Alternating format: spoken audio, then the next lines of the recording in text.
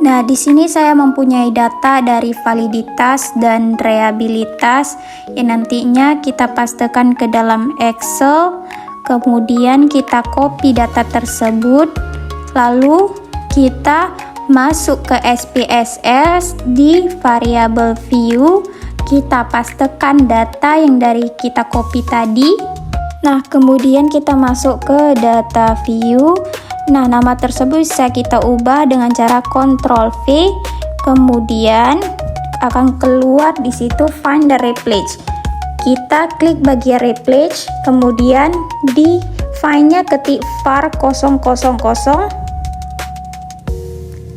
kemudian di replace-nya itu kita isi dengan kode sesuai dengan data kita. Di situ saya menggunakan S, kemudian replace all, close. Nah, di bagian terakhir itu S09 diganti dengan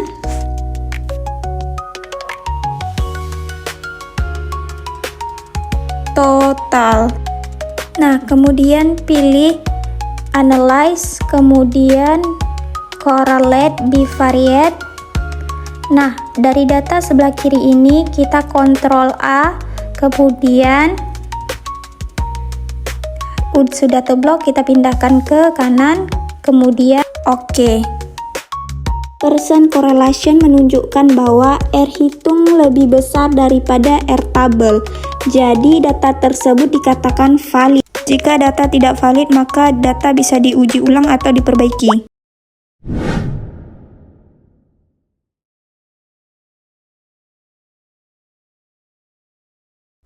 Nah, kita masuk ke analyze, terus scale, reliability analyze, terus bakal keluar data-data yang tadi itu. Terus kita klik ke sebelah kanan satu-satu hingga S8.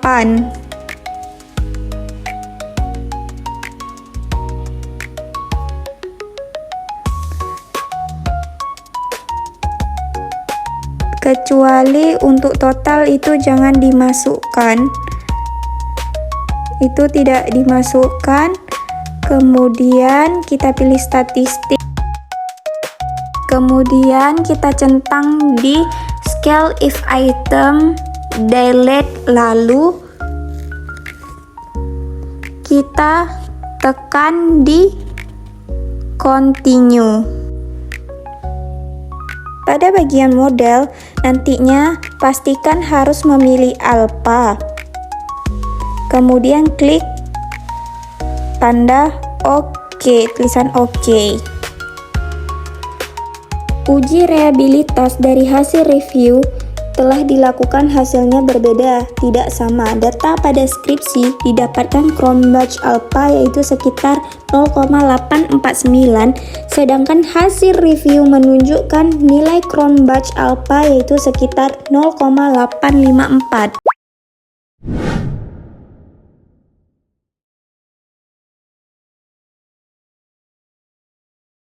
Nah, ini data post-test kelas eksperimen dan kelas kontrol yang nantinya menjadi data normalitas, homogenitas, dan data uji man with me. Data tadi dipindahkan ke Excel, ini untuk kelas eksperimen, kode 1 untuk kelas eksperimen. Nah, kelas kontrol, kode 2 untuk kelas kontrol.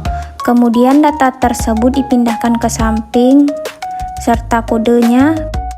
Kemudian data tersebut diblok hingga ke bawah, kemudian di copy, lalu kita masuk ke SPSS. Di data view kita tulis hasil, kemudian kelas,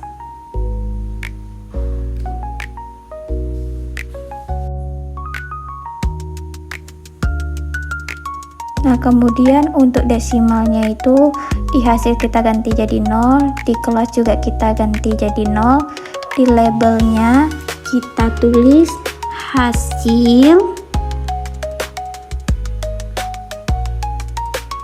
tes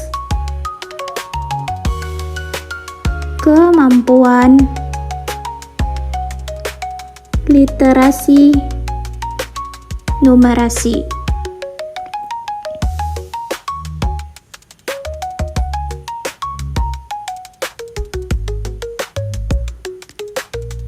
Terus di bawahnya itu kita tulis kelas.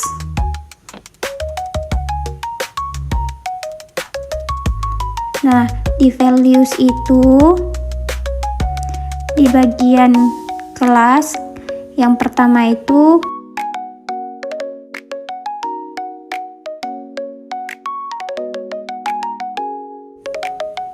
di bagian value-nya itu kita tulis 1, kemudian labelnya itu kelas eksperimen, kemudian kita klik ADD. Nah, yang value 2, kemudian labelnya kelas kontrol, terus ADD-kan juga. Nah, langsung di-OK-kan. Nah, bagian make sure ini diganti menjadi scale, yang dihasil ini kelas juga menjadi scale.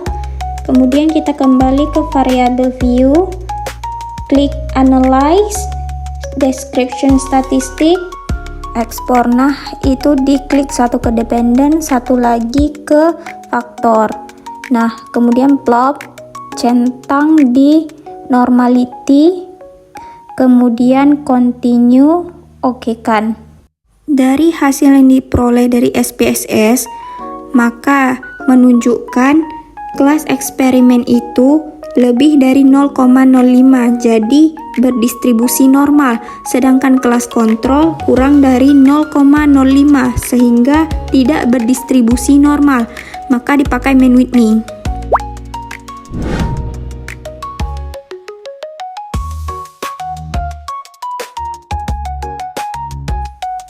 Datanya masih sama, ketik di deskripsi statistik, ekspor. Nah, ketik di plot, kemudian normality itu di-unlist karena kita mencari homogenitas. Kemudian tekan di power estimation, kemudian continue, OK. Nah, ini datanya homogenitas. Kita bisa lihat di based on mean datanya sekitar 0,169 lebih dari 0,05. Jadi kelas eksperimen dan kelas kontrolnya itu homogen.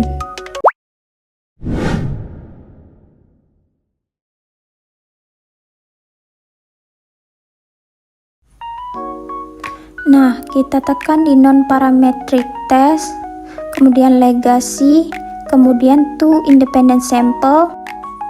Nah, kemudian datanya diklik test variable list, kedua graphing variable. Nah, kemudian define group, kita tulis untuk grup 1 itu 1, untuk grup 2 itu 2, kemudian continue, lalu di situ pastikan main Whitney, lalu OK. Nah, untuk hasilnya itu bisa kita lihat di asimplex sigmoid to Thailand 0,028. Jika sigmoidnya itu kurang dari 0,05, H0 ditolak dan H1 diterima. Jadi terdapat pengaruh signifikan model pembelajaran RADEX terhadap kemampuan literasi numerasi peserta didik.